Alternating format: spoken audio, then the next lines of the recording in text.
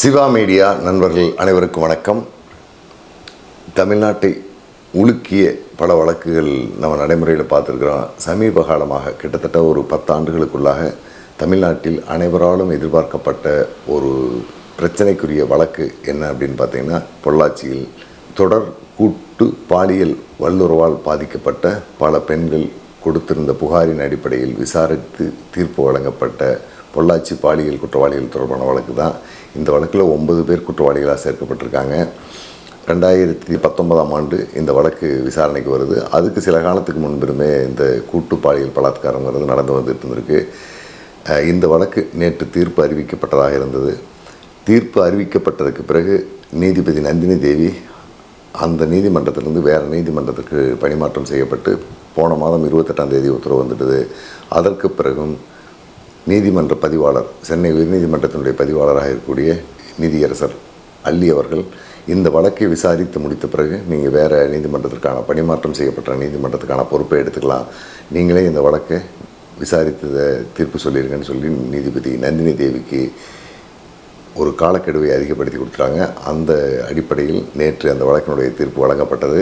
கோவை மாவட்ட நீதிமன்ற வளாகத்தில் இருக்கக்கூடிய மகிழா நீதிமன்றத்தில் இந்த வழக்கு விசாரணை நடைபெற்று நேற்று தீர்ப்பு அறிவிக்கப்பட்டது. காலையில் 9 மணிக்கு முன்பாகவே குற்றம் சாட்டப்பட்டிருந்த 7 பேரும் சேலம் மத்திய சிறையிலிருந்து நீதிமன்ற வளாகத்தில் கொண்டு வந்து போலீஸார் நிறுத்திட்டாங்க.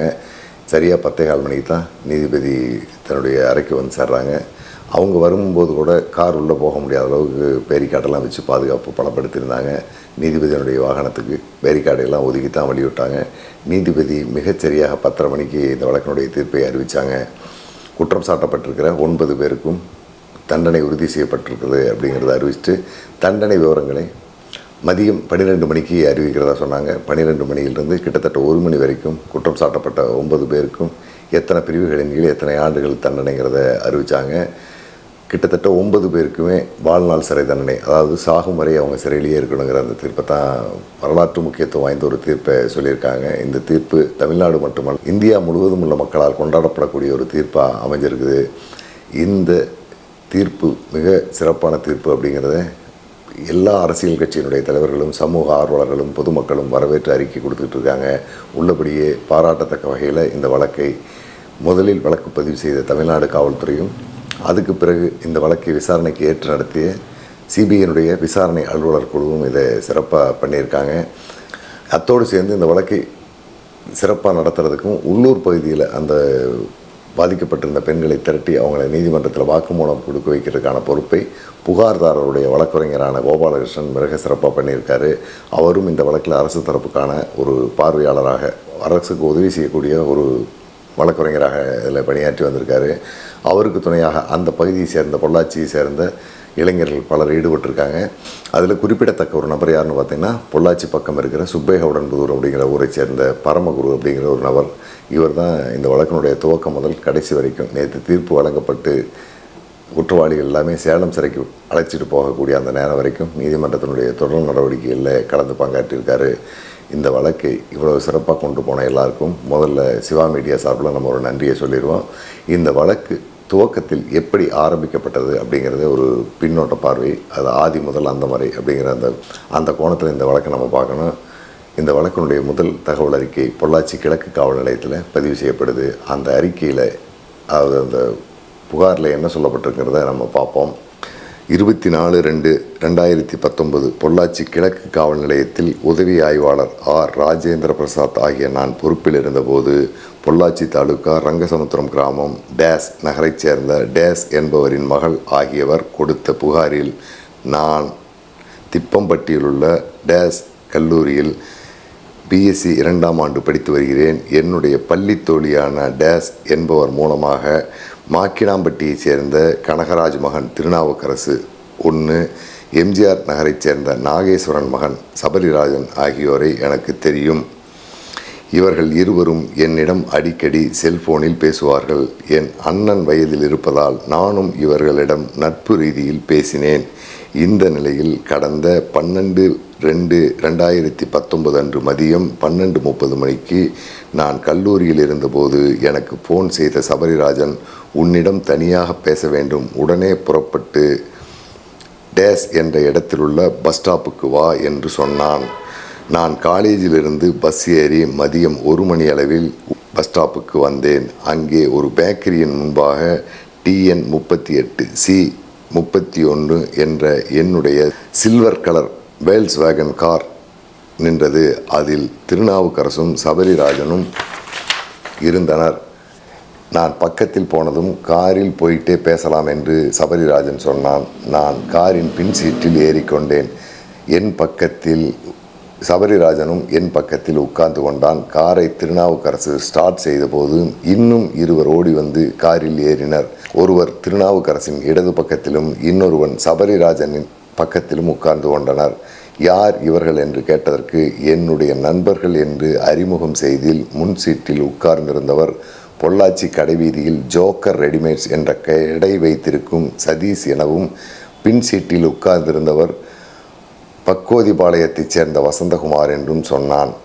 தாராபுரம் ரோட்டில் சிறிது தூரம் சென்றதும் என்னிடம் என்னவோ பேச வேண்டும் என்று சொன்னாயே, என்ன என்று கேட்டதும் அங்குள்ள ஒரு மில்லின் அருகில் மண் ரோட்டில் திருநாவுக்கரசு காரை நிறுத்தினான்.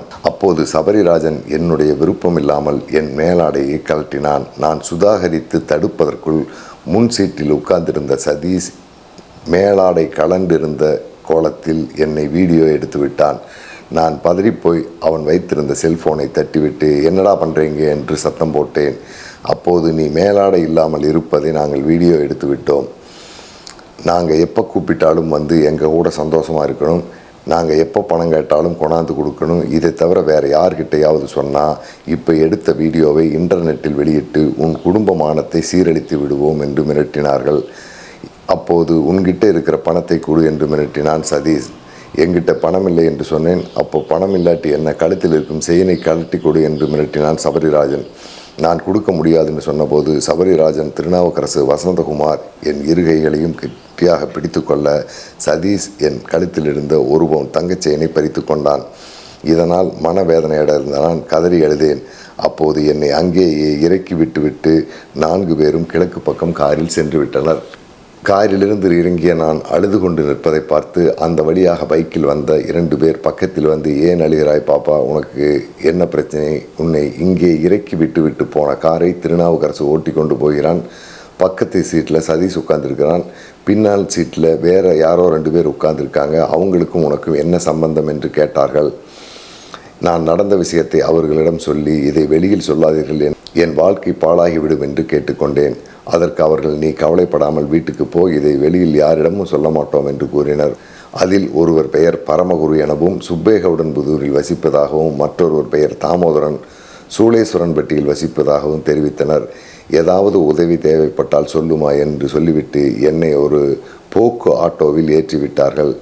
அந்த ஆட்டோவில் ஏறி நான் காலேஜுக்கு சென்றேன். பின்னர் காலேஜ் முடிந்ததும் வீட்டுக்கு சென்றேன்.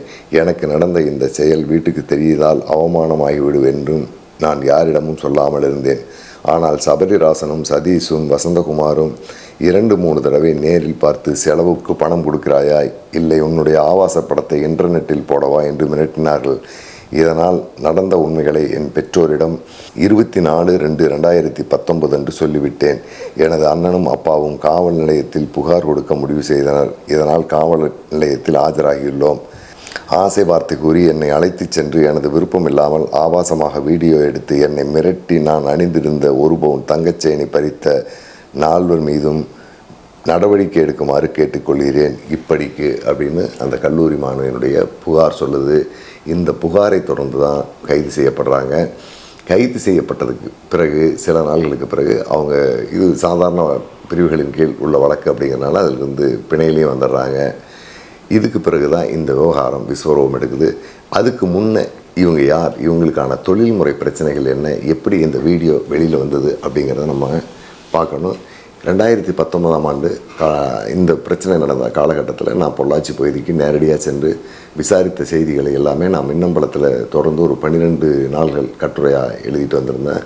அப்போ நான் விசாரித்திருந்த தகவல்கள் தான் இப்போ நான் சொல்ல போகிறேன். முக்கிய குற்றவாளியாக A2வாக இருக்கக்கூடிய திருநாவுக்கரசு கோவை மாவட்டம் பொள்ளாச்சிக்கு பக்கத்தில் இருக்கிற ஆனமலை, அதிலிருந்து வடக்கு பக்கம் ஒரு 3 கிலோமீட்டர் தூரத்தில் இருக்கிற ஊர் சின்னப்பம்பாளையம். இந்த ஊரை சேர்ந்தவர் கனகராஜ். இவர் ஆசாரி சமூகத்தைச் சேர்ந்தவர். இவருடைய மனைவி லதா, இரண்டாவது மனைவி, முதல் மனைவி கனகராஜுக்கு இறந்து போனதுனால இரண்டாவது ஒரு பெண்ணை திருமணம் பண்ணுறாரு. இது காதல் திருமணம். அந்த அம்மா கொங்கு வேளாளர் சமூகத்தை சேர்ந்தவங்க, 2 பேரும் காதலித்து திருமணம் பண்ணிக்கிறாங்க. அவங்களுக்கு பிறந்தது தான் இந்த திருநாவுக்கரசு. இவருக்கு ஒரு தங்கையும் இருக்கிறாங்க. திருநாவுக்கரசுக்கு இந்த பிரச்சனை நடப்பதற்கு ஓராண்டுக்கு முன்னால் ஒரு காதல் திருமணம் நடந்திருக்குது. காதல் திருமணம் முறிவு ஏற்பட்டு கணவன் மனைவி 2 பேரும் பிரிஞ்சிடுறாங்க. தனிக்கட்டையாக தான் திருநாவுக்கரசு வாழ்ந்துட்டு இருந்திருக்காரு. திருநாவுக்கரசனுடைய அப்பா கனகராஜ் ஆரம்ப காலத்தில் அந்த பகுதியில் வெல்லம் வாங்கி விற்கிற தரகு தொழில் பண்ணிட்டு வந்துட்டுருக்காரு. ஆனமலை சுற்றுப்பகுதியில் கரும்பு பால் காய்ச்சி அதிலிருந்து நாட்டு வெல்லம், சர்க்கரை தயாரித்து வியாபாரம் பண்ணுறதை அந்த பகுதி விவசாயிகள் செஞ்சுட்டு இருந்திருக்காங்க. திண்டுக்கல், பழனி, ஒட்டஞ்சத்திரம், ஈரோடு, திருப்பூர் இந்த பகுதியிலிருந்து வெல்லம் வாங்க வரக்கூடிய வியாபாரிகள் கனகராஜை தரகராக வச்சு அந்த பகுதியில் வெல்லம் வாங்குறது, வாங்கிட்டு போனதுக்கு பிறகு வெள்ளத்தை விற்று பணம் கொடுக்குறது, அந்த பணத்தை வாங்கி விவசாயிகளுக்கு செட்டில் பண்ணுறது, இந்த மாதிரி வேலைகளை இவர் செஞ்சிட்ருக்காரு. ஆரம்பத்தில் தரகு தொழிலாக இதை ஆரம்பித்தவர் பின்னாளில் அதை சொந்த தொழிலாக மாற்றிக்கிறாரு. அந்த நேரத்திலேயே சுற்றுப்பகுதியில் நாயக்கர் சமூகத்தை சேர்ந்த பலர் நிலம் நிறைய வச்சுருக்காங்க. அதில் விற்பனைக்கு வந்த நிலங்களை எல்லாமே கிட்டத்தட்ட ஒரு 40 ஏக்கர் அளவுக்கு இவர் வாங்கி போட்டுறாரு. அதனால் செல்வாக்கு கொஞ்சம் அதிகமாகிடுது. அதுக்கு பிறகு ஒரு கட்டத்துக்கு பிறகு மகன் பட்டப்படிப்பு முடித்ததுக்கு பிறகு தொழில் முறையாக தன்னுடைய வீட்டை பொள்ளாச்சிக்கு பக்கத்தில் இருக்கக்கூடிய வேற ஒரு ஊருக்கு மாற்றிக்கிறாரு. சின்னப்பம்பாளையத்தில் இருந்த வீடும் ஒரு தொட்டிக்கட்டான வீடு, பழைய காலத்து வீடு. அந்த வீடு பயன்பாடு இல்லாமல் இருக்குது. அது திருநாவுக்கரசு தன்னுடைய நண்பர்களோட போகிறது, தண்ணி அடிக்கிறது, ஒரு நாள் 2 நாள் தங்குறது, இந்த மாதிரி வேலைக்கு பயன்படுத்திட்டு வந்திருக்காரு. இந்த வீடு சின்னப்பம்பாளையம் ஊரினுடைய தெற்கு பகுதியில் இருக்குது. பெரும்பாலும் சின்னப்பம்பாளையம் கிராமத்தில் காலை 8 மணியிலிருந்து இரவு 7-8 மணி வரைக்கும் இளைஞர்கள், ஆண்கள் யாரும் அதிகம் இருக்க மாட்டாங்க. எல்லாமே வெளியூருக்கு வேலைக்கு போயிடுவாங்க. விவசாய தொழிலை சார்ந்திருக்கிற வயது முதிர்ந்தவர்கள் மட்டும்தான் அந்த ஊருக்கு வந்து போயிட்டுருக்காங்க. ஊர் ஒட்டி இருந்தாலும் திருநாவுக்கரசு அவங்க அப்பா கனகராஜுக்கு சொந்தமான அந்த வீட்டுக்கு யார் வர்றாங்க, யார் போகிறாங்கிறத கவனிக்கிற அளவுக்கு ஊர் மக்களுக்கு ஒதுக்குப்புறமாக அந்த வீடு இருக்குது. அதனால் இந்த வீட்டை இவங்களுடைய அடுத்தடுத்த அந்த சட்டவிரோத வேலைகளுக்கு சரியான இடமா இவங்க பயன்படுத்திகிட்டு இருக்காங்க. இந்த வழக்கினுடைய முதல் குற்றவாளியாக சேர்த்தப்பட்டிருக்கிற சபரிராஜன் என்கின்ற யஸ்வந்த் யாருன்னு பார்த்தீங்கன்னா, இவருடைய அப்பா ஒரு கட்டட மேஸ்திரி. பொள்ளாச்சி நகரில் இருக்கக்கூடிய பல இடங்களில் கட்டட வேலைக்கு ஆள்களை அனுப்பி வச்சு மேஸ்திரி வேலை பார்த்துட்ருக்காரு. தன்னுடைய மகனை என்ஜினியரிங் படிக்க வச்சு சிவில் இன்ஜினியராக மாற்றிடணுங்கிற முயற்சியில் படிக்க வைக்கிறாரு. ஆனால் யஸ்வந்துக்கு படிப்பு ஏறலை. பாதியிலேயே படிப்பை விட்டுட்டு திருநாவுக்கரசோடு சேர்ந்துக்கிறாரு. திருநாவுக்கரசனுடைய அப்பா ஓரளவுக்கு வசதியில் செல்வாக்காக இருந்தவர். தமிழ் மாநில காங்கிரஸ் கட்சியிலையும் செல்வாக்குள்ள ஒரு நபராக இருந்திருக்கார். அந்த பகுதியில் பணம் அளவுக்கு மேலே இருக்குது. அதனால் ஃபைனான்ஸ் செய்கிற வேலையை திருநாவுக்கரசு செஞ்சுருக்காரு. அவங்க அப்பா காலத்திலும் அந்த வட்டிக்கு பணம் கொடுத்து வாங்குகிற தொழில் நடந்துகிட்டு இருந்திருக்கு. இந்த அடிப்படையில் பல லட்சங்கள் முதலீடாக போட்டு திருநாவுக்கரசு வட்டிக்கு பணம் கொடுக்கறது, வாங்குறது வேலையை செஞ்சுட்ருக்காரு. இந்த பணத்தை வசூல் செய்கிறதுக்கு இவர்கிட்ட ஒரு 6-7 பேர் தொடர்ந்து வேலை செஞ்சுட்டு இருந்திருக்காங்க. அதில் அடாவடியாக மிரட்டுறது, அன்பாக மிரட்டுறது, இந்த மாதிரி எல்லா விதமான வசூல் முறைகளையும் அவங்க கையாண்டுட்டு இருந்திருக்காங்க. அவரோட சேர்ந்த யஸ்வந்த் என்கின்ற இந்த சபரிநாதனும் முழு நேர திருநாவுக்கரசோட சுற்ற ஆரம்பிச்சிடுறாரு. திருநாவுக்கரசு உள்ளிட்ட இந்த குழுவில் இருக்கிற எல்லாருமே கொஞ்சம் வசதியான வீட்டில் இருந்து பிறந்து வளர்ந்த கவர்ச்சிகரமான தோற்றமுடைய இளைஞர்களால் ஃபேஸ்புக் மூலமாகவும் வாட்ஸ்அப் மற்ற சமூக ஊடகங்கள் மூலமாக இவங்ககிட்ட நிறையா பெண்கள் அறிமுகமாகியிருக்காங்க. இவங்களோட முதல்ல அன்பாக பழகிற மாதிரி பழகி அதுக்கு பிறகு சின்னப்பம்பாளையம் வீட்டுக்கு இவங்க கூட்டிகிட்டு போயிடுறதும், அங்கே ஒருத்தரோட ஒரு நிர்பந்தத்தின் அடிப்படையில் அந்த பெண்களை புகைப்படமாகவும் வீடியோவாகவும் எடுத்துக்கிட்டு அவங்கள தொடர்ந்து மிரட்டி அந்த வீட்டுக்கு வர வச்சு கூட்டு வல்லுறவு நடத்துகிற இந்த வேலையை தொடர்ந்து செஞ்சு வந்துட்டுருக்காங்க. இதில் 9 பேர் இப்போ குற்றம் சாட்டப்பட்டிருக்கிற 9 பேருமே நெருங்கிய தொடர்பில் இருந்திருக்காங்க. இந்த காலகட்டத்தில் தான் மேற்படி புகார் கொடுத்த நபருடைய அண்ணன் ஒருத்தருக்கு ஒரு 20 லட்ச ரூபாய் அளவிலான தொகையை இந்த திருநாவுக்கரசுகிட்டேருந்து கடனாக வாங்கியிருக்காரு. பணத்தை கொடுத்த திருநாவுக்கரசு கிட்டத்தட்ட ஒரு 2 ஆண்டு காலம் அதுக்கு முறையான வட்டி மற்றதெல்லாம் வாங்கிடுறாரு. இந்த காலகட்டத்தில் உணவகம் தொடங்கி நடத்திக்கிட்டு இருந்த அந்த குடும்பத்தாரால் முறையாக வட்டியும் திருப்பி கட்ட முடியல. உணவகம் நட்டத்துக்கு போயிடுது. அதனால் உணவகத்தை இழுத்து மூடிடுறாங்க. வட்டியும் அசலும் வர முடியாத நிலையில் அந்த தொகை நின்று போயிடுது. இந்த நேரத்தில் தான் எப்படி இந்த பணத்தை வசூல் பண்ணுறதுன்னு தன்னுடைய நண்பர்கிட்ட திருநாவுக்கரசு கேட்குறாரு.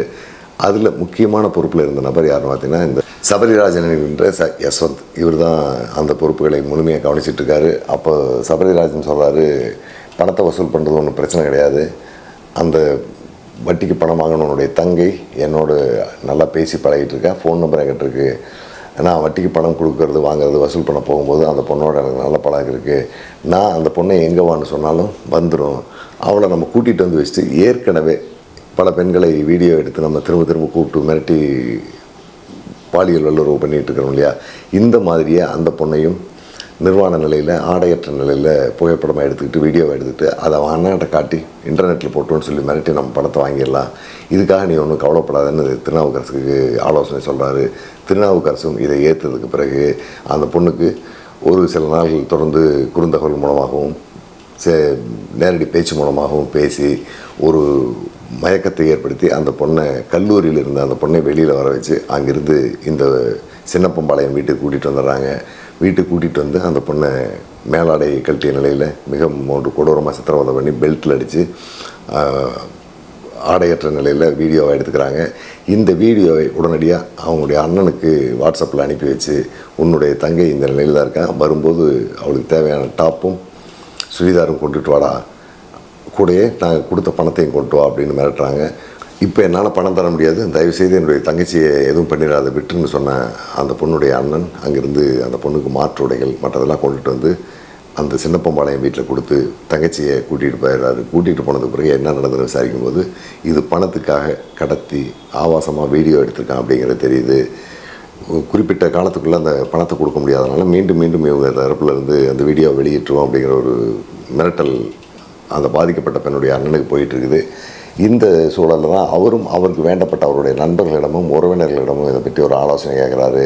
அதில் முக்கியமான நபர் இந்த புகாரில் என்ன பஸ் ஸ்டாப்பில் நின்று என்ன பாதுகாப்பாக வீட்டுக்கு அனுப்பி வச்ச சுப்பைகவுடன் புதுரை சேர்ந்த பரமகுருன்னு சொல்கிறாங்க இல்லையா, இந்த பரமகுருவும் முக்கியமானவர். இவர் அப்போ பெரிய அளவில் எந்த விதமான அரசியல் பொறுப்புகளிலும் இல்லை. இப்போ பாரதிய ஜனதா கட்சியினுடைய பொள்ளாச்சி நகர செயலாளர் பொறுப்பில் இருந்துகிட்டு இருக்காரு. இவர்கிட்ட ஆலோசனை கேட்குறாங்க. அதுக்கு பிறகு அவரும் அவருடைய நண்பர்களிடத்தில் கொஞ்சம் பேரோட இதை பற்றி பேசும்போது அந்த நண்பர்களில் ஒருவர், நானும் இந்த திருநாவுக்கரசு சபரிராஜன் குழுவினரிடம் ஒரு 4 லட்ச ரூபா பணம் வாங்கியிருக்கேன் அப்படிங்கிறாரு. அப்போ அவங்களுக்குள்ள ஒரு திட்டம் உருவாகுது. நீ தர வேண்டிய பணத்தை நான் தயாராக இருக்குது, வந்து வாங்கிட்டு போங்கன்னு சொல்லி திருநாவுக்கரசையும் சபரிராஜனையும் கூப்பிட்டு அவங்க வந்தாங்கன்னா ஆளை 2 பேரையும் பிடிச்சி வச்சுருவோம், அதுக்கப்புறம் முடிவு பண்ணுவோம் அப்படிங்கிறாங்க. அதன்படி ஒரு குறிப்பிட்ட நாளில் சமத்தூர் அப்படிங்கிற இடத்துல இருக்கிற ஒரு பண்ணை வீட்டுக்கு பக்கத்தில் இருந்துக்கிட்டு திருநாவுக்கரசு ஃபோன் மூலமாக நான் தர வேண்டிய பணத்தை நான் ரெடி பண்ணிட்டேன், பணம் ரெடியாக இருக்குது, யாராவது வந்து வாங்கிட்டு போங்கிறாங்க. எதிர்பார்த்த மாதிரியே சபரிராஜனும் திருநாவுக்கரசும் வராமல் வேறு 2 ஆளுகளை அனுப்பி வைக்கிறாங்க.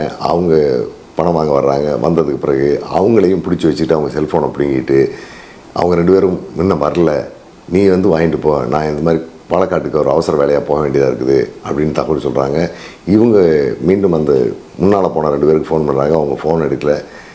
இவங்க ஏற்கனவே இந்த மாதிரி தொடர்ந்து பெண்களை ஏமாற்றுறது, கூட்டிகிட்டு போகிறது, இந்த மாதிரி வேலைகளை செஞ்சுட்டு இருந்தனால வேறு ஏதோ கடலை போடுற மேட்டருக்கு போயிட்டான் போல இருக்குது, சரி நம்மளே போவோம் அப்படின்ட்டு சபரிராஜனும் இந்த திருநாவுக்கரசு 2 பேரும் கார் எடுத்துகிட்டு போகிறாங்க. காரில் போனவங்களை பரமகுரு தலைமையிலான அந்த டீம் சுற்றி வளைச்சி பிடிச்சி அந்த பண்ணை வீட்டில் கூட்டு போய் வச்சு அவங்களுடைய ஃபோனை எல்லாம் பிடுங்கி ஃபோன் முழுக்க ஆய்வு பண்ணுறாங்க. அவங்களுடைய தேவை தங்களுடைய தங்கை மட்டும்தான் பாதிக்கப்பட்ட அந்த பொண்ணுடைய ஃபோட்டோ வீடியோ இருக்கும் அப்படின்னு பார்க்குறாங்க. அப்போ தான் இவங்க 2 பேருடைய ஃபோன்லேயும் அந்த ஏற்கனவே பிடிச்சி வச்சுருந்த நண்பர்களுடைய ஃபோன்லேயும் கிட்டத்தட்ட ஒரு 270க்கும் அதிகமான ஆபாச வீடியோக்கள் இருக்குது. அதில் ஒரு 10-12 பெண்கள், பாதிக்கப்பட்ட பெண்கள் இருக்கிற அந்த வீடியோவும் தெரியுது. இதை பார்த்ததுக்கு பிறகு இந்த குழுவினரால் இந்த வந்த கோபத்தை கட்டுப்படுத்த முடியாமல் இதெல்லாம் யார் என்ன பண்ணீங்க என்னங்கிறதெல்லாம் விசாரிக்கிறாங்க. முதல்ல வந்து சிக்கிக்கிட்ட 2 பேரையும் தனி ஒரு இடத்துக்கு கொண்டு போயிடுறாங்க. திருநாவுக்கரசும் சபரிராஜனும் வேற ஒரு இடத்துல விசாரிக்கிறாங்க. விசாரிக்கும்போது இந்த பெண்களை எல்லாம் எப்படி கூப்பிடுவோம், எப்படி நாங்கள் எங்களுடைய வலையில் வீழ்த்துவோம், சின்னப்பம்பாளையம் வீட்டுக்கு கூட்டு போய் என்ன செய்வோம், எப்படியெல்லாம் வீடியோ எடுப்போம், ஒவ்வொருத்தரையும் மீண்டும் மீண்டும் எத்தனை முறை கூப்பிட்டுருக்குறோம் அப்படிங்கிறது எல்லாமே பட்டியல் போட்டு சொல்லிடுறாங்க.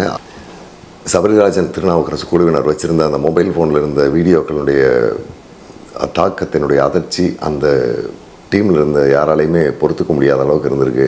அதுக்கு பிறகு உணர்ச்சி வசப்பட்டு அவங்க அடித்ததில் திருநாவுக்கரசுக்கு கால் ஒடிஞ்சிருது, மோசமான காயம் ஏற்படுது. அதுக்கு பிறகு கோவையில் இருக்கக்கூடிய ஒரு மருத்துவமனையில் திருநாவுக்கரசுவை சிகிச்சைக்காக சேர்த்துட்டு சபரிராஜனையும் சிகிச்சைக்காக சேர்த்துட்டு தகவலை அவங்க வீட்டுக்கு சொல்லிவிட்டு அடுத்த கட்டமாக நம்ம என்ன செய்வோம், இது போலீஸ் வழக்காக போனால் என்ன பண்ணுறதுன்ட்டு உள்ளூரில் இருக்கக்கூடிய ஒரு முக்கிய ஆளுங்கட்சி, அப்போ ஆளுங்கட்சியாக இருந்த கட்சியினுடைய தலைவருக்கு இந்த தகவல் போகுது. இந்த சபரிராஜன் திருநாவுக்கரசு குழுவும் அரசியல் மட்டத்திலலாம் ஓரளவுக்கு செல்வாக்குள்ள குடும்பம், இவங்க மூலமாகவும் அந்த தகவல் போகுது. 2 தரப்பையும் கூப்பிட்டு பேசின அந்த முக்கிய பிரமுகர் இப்போவும் அவர் அரசியலில் ஒரு முக்கிய பொறுப்பில் இருந்துகிட்ருக்காரு. இது ஏற்றுக்கொள்ள முடியாத ஒரு விஷயம். நீ பணம் வாங்கிட்டு கொடுக்க முடியலைங்கிறதுக்காக அவனுடைய சொத்து மேலே சிவில் நடவடிக்கைகளுக்கு வேணால் போயிருக்கலாம். பொண்ணை கூப்பிட்டு வீடியோ எடுத்தது மன்னிக்க முடியாத குற்றம். அந்த குற்றத்தின் அடிப்படையில் இனிமேல் அவன்கிட்ட கொடுத்த பணத்தை நீ திரும்ப கேட்குறது சரியில்லை, நீயும் தர வேண்டிய அவசியம் கிடையாது, பணத்தை நிறுத்திடு. இந்த வீடியோவை எந்த காரணம் கொண்டும் வெளியில் இடக்கூடாது. அந்த வீடியோவில் யாருக்கிட்ட இருக்குது அதை எல்லாமே டெலீட் பண்ணிடுங்க. ஏற்கனவே பாதிக்கப்பட்டதாக சொல்லியிருக்கிற பெண்கள் யாராருங்கிறத பார்த்து விசாரிங்க. அவங்களுக்கும் இந்த வீடியோ வெளியில் வந்து போலீஸுக்கெல்லாம் போனால் குடும்பமானம் கப்பலேறிடு. அதனால் இந்த விஷயத்தை விட்டுருங்க. இதை நீங்கள் அடித்தது அவன் மருத்துவமனைக்கு போய் சேர்ந்தது அவங்ககிட்ட இப்போ பேச வந்த அடிப்படையில் இந்த பொண்ணை நகையை கேட்டு மிரட்டினதாக ஒரு கேஸை போட்டு இதை முடிச்சு விட்டுருங்க. யாருடைய தரப்பும் இதில் சிக்கலில் மாட்டக்கூடாது. இந்த அளவில் முடிச்சுக்கன்ற ஒரு மேலோட்டமாக கோவைக்கு பக்கத்தில் இருக்கிற மலுமிச்சம்பட்டியில் வச்சு ஒரு வீட்டில் பேசி பஞ்சாயத்தை முடிச்சு விட்டார்.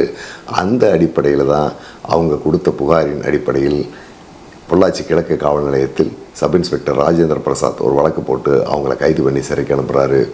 சிறைக்கு அனுப்பி அவங்க பெயிலையும் வந்துடுறாங்க. இந்த சூழலில் போயிட்டுருக்கும்போது பெயிலில் வந்த இந்த சபரிராஜன் மற்றும் திருநாவுக்கரசு தலைமையிலான டீம் அவங்களுக்கு இருக்கிற அரசியல் நண்பர்கள்ட்ட இந்த செய்தியை சொல்கிறானுங்க. இதுக்கு பிறகு அந்த நண்பர்கள், அதாவது இவங்கள்ட்ட வட்டிக்கு பணம் வாங்கிட்டு இருந்தால் அவங்களும் ஆளுங்கட்சியில் இருந்த ஒரு பொறுப்பாளர்கள் தான்.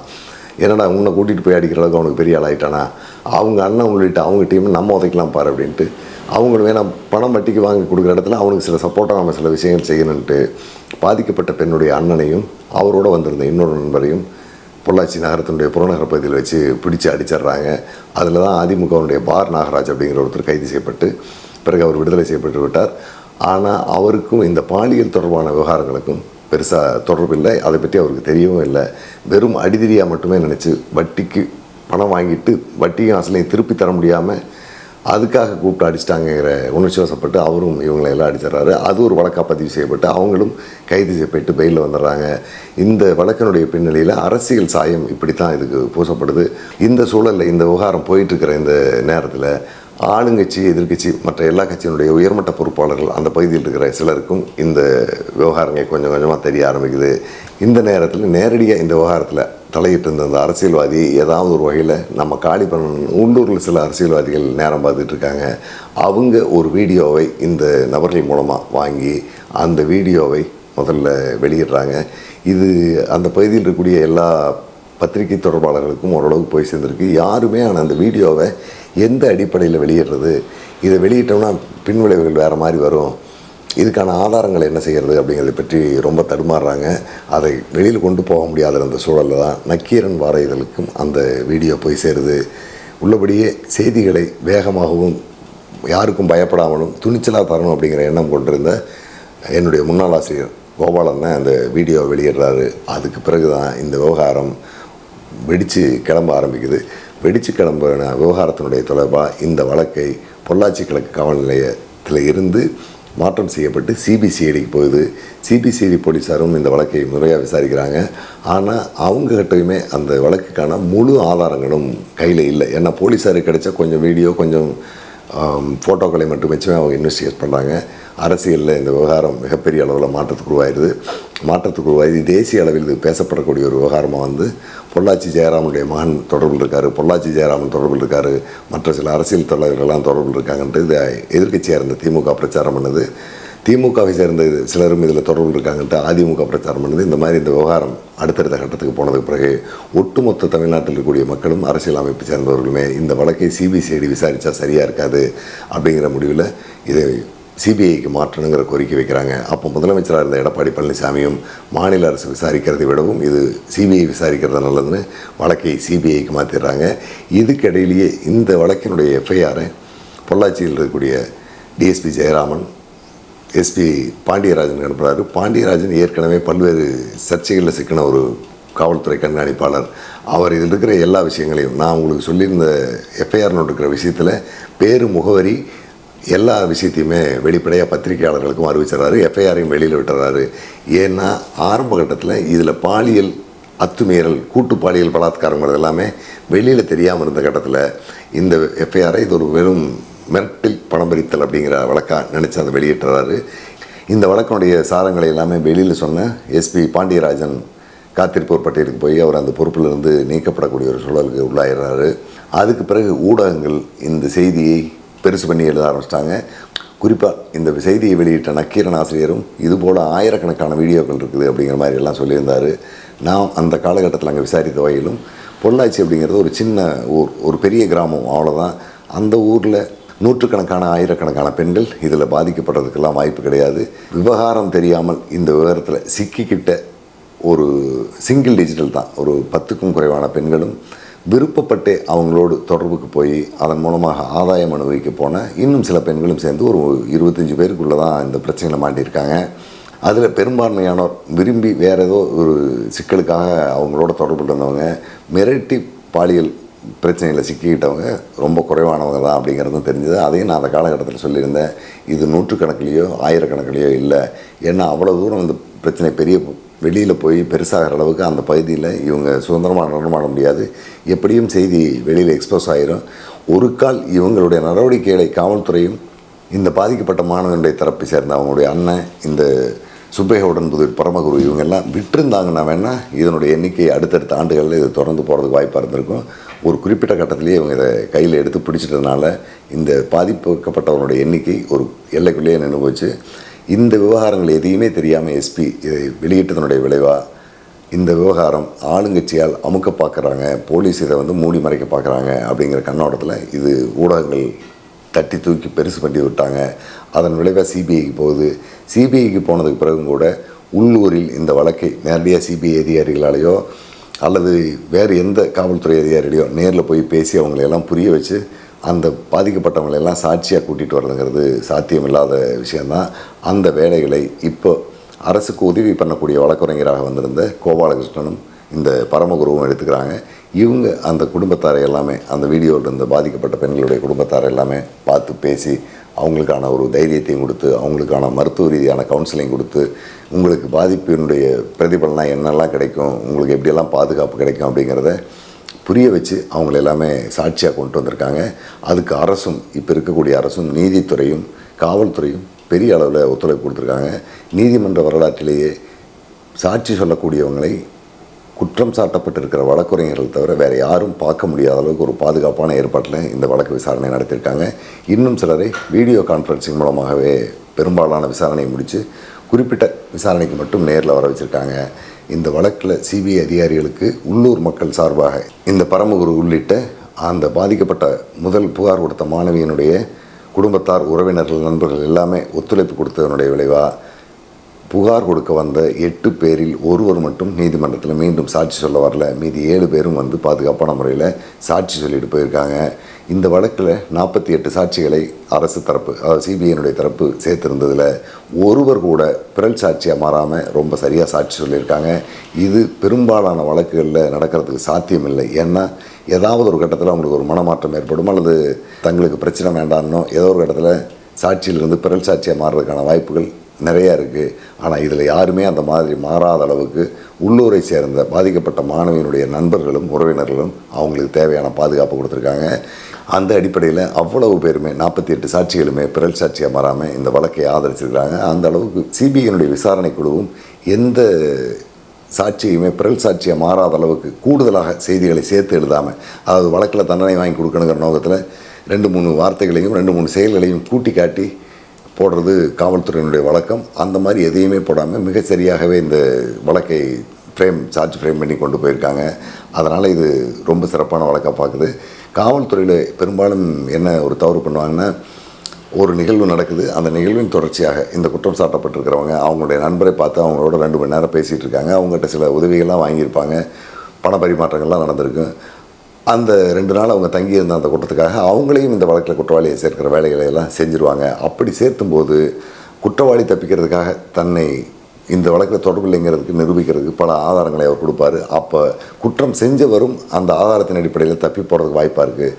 அந்த மாதிரி இந்த வழக்கில் சாட்சியாக போட வேண்டியவர்களை யாரெல்லாம் சாட்சியாக போடணுங்கிறதையும் மிக தெளிவாக தேர்வு பண்ணி சாட்சியாக போட்டிருக்காங்க. குற்றம் செஞ்சவர்களையும் சரியான ஆளுகளாக தான் குற்றம் செஞ்சவங்களுடைய குற்றத்தை மட்டும் காட்டி போட்டிருக்காங்க. அதனால் இந்த வழக்கு ரொம்ப சிறப்பான விசாரணை அடிப்படையில் வெற்றிகரமான ஒரு வழக்காக மாறி குற்றம் சாட்டப்பட்டிருக்கிற 9 பேருக்குமே வாழ்நாள் முழுவதும் சிறையில் இருக்க வேண்டும் என்கின்ற அந்த தண்டனையை கொடுத்துருக்காங்க.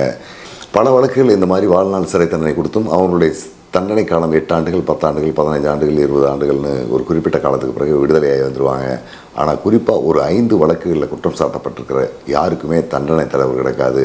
அது பெண்களுக்கு எதிரான பாலியல் வன்கொடுமை, சாதியத்துக்கு எதிரான வன்கொடுமை, லஞ்ச ஒழிப்பு, போதை மருந்து கடத்துதல், இந்த மாதிரி குறிப்பிட்ட ஒரு 5-6 செக்ஷன் இதில் பொருந்தாது. அந்த அடிப்படையில் இவங்களுக்கு கிடைத்திருக்கிற இந்த தண்டனையிலிருந்து உச்சநீதிமன்றத்துக்கு போனாலும் உயர்நீதிமன்றத்துக்கு போனாலும் கூட தண்டனை தளர்வு கிடைக்கிறதுக்கான வாய்ப்பு இல்லை. அந்த அளவுக்கு நீதிபதி நந்தினி தேவி இந்த வழக்கை மிக சரியாக விசாரித்து கொடுத்துருக்காங்க.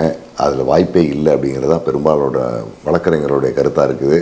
அதே நேரத்தில் எதிர்காலத்தில் இவங்களுக்கு இந்த வழக்கிலிருந்து தண்டனை தளர்வு கிடைக்குமா அப்படிங்கிறது சாத்தியமே கிடையாது. கிட்டத்தட்ட நீதிபதி நந்தினி தேவி சொல்லியிருக்கிற அந்த தீர்ப்பின் அடிப்படையில் இந்த 9 பேருமே சாகும் வரை சிறைக்குள் இருந்து தான் சாகணும் அப்படிங்கிற நிலை தான் இந்த வழக்கு இப்போ போயிட்டுருக்குது. இந்த விவகாரங்கள் எல்லாமே முடிஞ்சு நேற்று மாலை 5:30 மணிக்கு அந்த 5 பேரும் கோவை நீதிமன்ற வளாகத்திலிருந்து வெளியில் போக வரைக்கும் அந்த பகுதியை சேர்ந்த மக்களும், மாதர் சங்கத்தை சேர்ந்தவர்களும், பத்திரிகையாளர்களும், சமூக ஆர்வலர்களும் அந்த இடத்துல கூடியிருந்து அவங்கள சிறைக்கு அனுப்பி வச்சுட்டு தான் வெளியில் வந்திருக்காங்க. அந்த அளவுக்கு ஒரு எதிர்பார்க்கப்பட்ட வழக்காக இந்த வழக்கு போயிருக்கு. இந்த வழக்கினுடைய பின்னணி இதுதான். இந்த வழக்கில் குற்றம் சாட்டப்பட்டிருக்கிற 9 பேரும் எப்படிப்பட்டவங்க, அவங்க எப்படி இந்த வலையில் வீழ்ந்தாங்க அப்படிங்கிறது எல்லாமே நம்ம அடுத்தடுத்த வீடியோவில் பார்ப்போம். ஏற்கனவே புதுக்கோட்டை மாவட்டத்தில் இருந்த பிரேமானந்தா அப்படிங்கிற ஒரு சாமியார் இதுபோல் வல்லுறவு வழக்கில் மாட்டி அவருக்கு வாழ்நாள் முழுவதும் சிறையில் இருக்கணுங்கிற தண்டனை கொடுத்த நீதிபதி பானுமதி எப்படி ஒரு சிறப்புமிக்க தண்டனை கொடுத்து அந்த தண்டனை உச்சநீதிமன்றத்தாலும் உயர்நீதிமன்றத்தாலும் தள்ளுபடி செய்யப்பட்டு அவருக்கு சாகும் வரை சிறையில் இருந்தாரோ அது போன்ற ஒரு தீர்ப்பை இந்த நந்தினி தேவியும் வழங்கியிருக்காங்க. பானுமதி அவர்கள் பின்னாளில் உயர்நீதிமன்றத்தினுடைய நீதிபதியாக வந்து பல மிக சிறப்பு வாய்ந்த தீர்ப்புகளை எல்லாம் வழங்கியிருக்காங்க. அதுபோலவே நந்தினி தேவியும் எதிர்காலத்தில் ஒரு நல்ல நீதிபதியாக இருந்து தமிழ்நாட்டு மக்களுக்கான வாய்மைமிக்க பல தீர்ப்புகளை வழங்குவாங்க அப்படிங்கிற நம்பிக்கையோடு நம்ம இந்த வீடியோவை நிறைவு பண்ணிக்குவோம். நான் ஏற்கனவே சொன்ன மாதிரி பொள்ளாச்சி பாலியல் வழக்கில் அடுத்தடுத்த நகர்வுகள் எப்படி இந்த வழக்கெல்லாம் போச்சுங்கிறதை பற்றி தொடர்ந்து நம்ம வீடியோவை அடுத்தடுத்து பார்ப்போம். நன்றி, வணக்கம்.